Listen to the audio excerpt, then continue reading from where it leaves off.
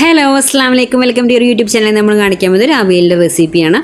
അപ്പോൾ നമ്മൾ വീഡിയോ ഒക്കെ പോകുന്നതിന് മുന്നേ നമ്മുടെ ചാനൽ ആദ്യമായിട്ട് കാണുന്ന ആരുണ്ടെങ്കിൽ ഒന്ന് സബ്സ്ക്രൈബ് ചെയ്യുക, തൊട്ടടുത്തുള്ള ബെല്ലൈക്കൺ ഒന്ന് ക്ലിക്ക് ചെയ്യുന്നതിന് മാത്രമാണ് ഞാൻ ഇടുന്ന പുതിയ വീഡിയോസ് നോട്ടിഫിക്കേഷൻ നിങ്ങൾക്ക് കിട്ടുള്ളൂ കേട്ടോ. അതുപോലെ തന്നെ എല്ലാവരും സ്കിപ്പ് ചെയ്യാതൊന്ന് കാണാൻ വേണ്ടി ശ്രമിക്കാം. ഇനി നമുക്ക് എങ്ങനെ ഇത്രയും ടേസ്റ്റി ആയിട്ടുള്ള ഒരു അവിയൽ ഉണ്ടാക്കാൻ നോക്കാം കേട്ടോ.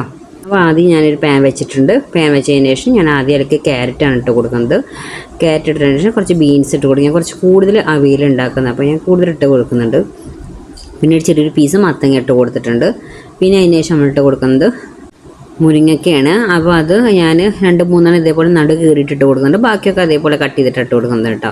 ഇപ്പോൾ ഇനി അതിന് ശേഷം ഞാൻ ഇട്ട് കൊടുക്കുന്നത് ചേനയാണ്. ചേന ഇതൊക്കെ ഞാൻ വലുതാക്കിയിട്ട് കുറച്ച് വലിയ പീസാക്കിയിട്ടാണ് അരിഞ്ഞിരിക്കുന്നത് കേട്ടോ, ഉടഞ്ഞു പോകാതിരിക്കാൻ വേണ്ടിയിട്ട് വലിയ വലിയ പീസിനാക്കിയിരിക്കുന്നത്. പിന്നെ അതിന് ശേഷം പച്ചക്കായ അരിഞ്ഞതിട്ട് കൊടുക്കുന്നുണ്ട്. ഇതിപ്പോൾ അത് ഫുള്ളായി ഇരിക്കുന്നുണ്ട്, പക്ഷേ അത് വെന്ത് കഴിഞ്ഞാൽ ഒക്കെ ഒന്ന് അത് ഇത്രയും ഉണ്ടാവില്ല കേട്ടോ. അപ്പോൾ അതൊന്ന് സെറ്റാക്കിയതിന് ശേഷം അതിലേക്ക് ഇട്ട് കൊടുക്കുന്നത് ഒരു 3 പച്ചമുളക് നടുക് കയറിയതാണ്. പച്ചമുളക് ഇട്ട് കൊടുത്തതിന് ശേഷം ആവശ്യത്തിലുള്ള ഉപ്പിട്ട് കൊടുക്കുക കേട്ടോ. ഉപ്പിട്ട് കൊടുത്തതിന് ശേഷം നമുക്ക് വേണ്ട ഒരു 1/2 ടീസ്പൂണോളം മഞ്ഞൾപ്പൊടി ഇട്ട് കൊടുത്തിട്ടുണ്ട്. നമ്മളിട്ട് കൊടുക്കുന്നത് മുളക് പൊടിയാണ്. മുളക് പൊടി ഞാൻ കാശ്മീരി ചില്ലിയാണ് കേട്ടോ ഇവിടെ ഉപയോഗിച്ചിരിക്കുന്നത്. ഒരു കളറൊക്കെ കിട്ടും. അപ്പോൾ ഒരു ടീസ്പൂണ് കാശ്മീരി ചില്ലി ഇട്ട് കൊടുക്കുന്നുണ്ട്. ഇനി അതിന് ശേഷം നമുക്ക് വേണ്ട കുറച്ച് വെളിച്ചെണ്ണയാണ്. അത് 1 ടീസ്പൂണോളം ആദ്യം ഒഴിച്ചു കൊടുക്കുക. വേവാനുള്ള വെള്ളം ഒഴിച്ചു കൊടുക്കണം. അപ്പോൾ വെള്ളം ഒരു 1/4 ഗ്ലാസ് വെള്ളം ഞാൻ ഒഴിച്ചു കൊടുക്കുന്നുണ്ട് കേട്ടോ. കൂടുതൽ നമ്മൾ ഒഴിച്ചു കൊടുക്കരുത്. അപ്പോൾ അത് ഒരുപാടാണ്ട് ലൂസായി വെന്ത് പോവുള്ളൂ. അതിന് ശേഷം കുറച്ച് കറിവേപ്പില ഇതുപോലെ പിച്ചിട്ട് കൊടുത്തിട്ട് ഇപ്പോൾ ഇളക്കൊന്നും ചെയ്യാണ്ട് കേട്ടോ. അല്ലാതെ തന്നെ ഇത് അടച്ചു വെച്ചിട്ട് ഒന്ന് ഒരു 2-3 മിനിറ്റൊക്കെ ഒന്ന് കഴിഞ്ഞതിന് ശേഷം നമുക്ക് തുറന്നിട്ട് ഒന്ന് ഇളക്കി കൊടുത്താൽ മതി. അത് വരുന്ന അടച്ചു വെക്കുക കേട്ടോ.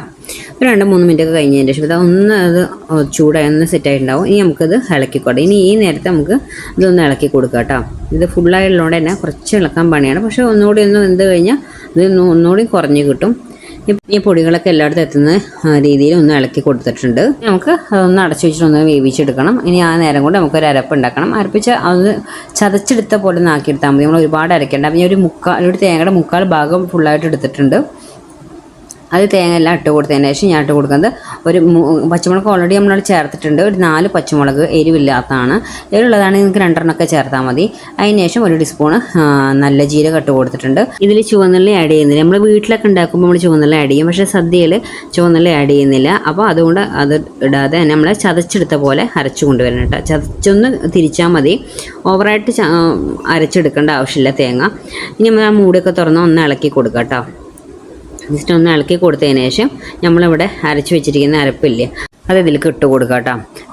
എപ്പോഴും ശ്രദ്ധിക്കണം, തേങ്ങ ഒരുപാട് അങ്ങോട്ട് അരഞ്ഞു പോരുത്. ജസ്റ്റ് ഒന്ന് കറക്കി എടുത്താൽ മതി. അല്ലെങ്കിൽ നിങ്ങൾക്ക് ജസ്റ്റ് കൈ വെച്ചിട്ട് എല്ലാം തിരുമ്പി കൊടുക്കുക. തേങ്ങ ജാറിൽ അരക്കാതെ തന്നെ.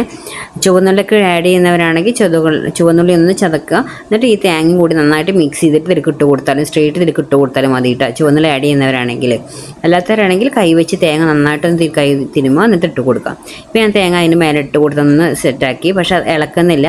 അങ്ങനെ അടച്ചു വെച്ചിട്ട് അതിൻ്റെ പച്ചമണക്ക് മാറിയിട്ടുണ്ടാവും നമ്മൾ അടച്ചു വെച്ച നേരം കൊണ്ട്. എന്നിട്ട് 2-3 മിനിറ്റ് കഴിഞ്ഞതിന് ശേഷം ആ മൂടി ഒന്ന് തുറന്നിട്ട് ഒന്ന് ഇളക്കി കൊടുക്കുക. നമ്മൾ ഇളക്കി കൊടുക്കുമ്പോൾ എപ്പോഴും ശ്രദ്ധിക്കണം, ഒരുപാടായിട്ട് അങ്ങോട്ട് കുത്തി ഇളക്കാൻ പാടില്ല. അപ്പോൾ അതാണ് പൊടിഞ്ഞു പോകും. നമുക്ക് അധികം ഉടയാതെ വേണം അവിയൽ കിട്ടാൻ. ഒന്ന് ചെറുതായിട്ട് ഇളക്കി കൊടുത്തതിന് ശേഷം ഒരു 3 ടേബിൾ സ്പൂൺ ചെറുതായിട്ട് പുളിയുള്ള തൈരാണ് ആഡ് ചെയ്യുന്നത്. അതാണ് ഇതിൻ്റെ ടേസ്റ്റ് കൂടുതൽ കേട്ടോ.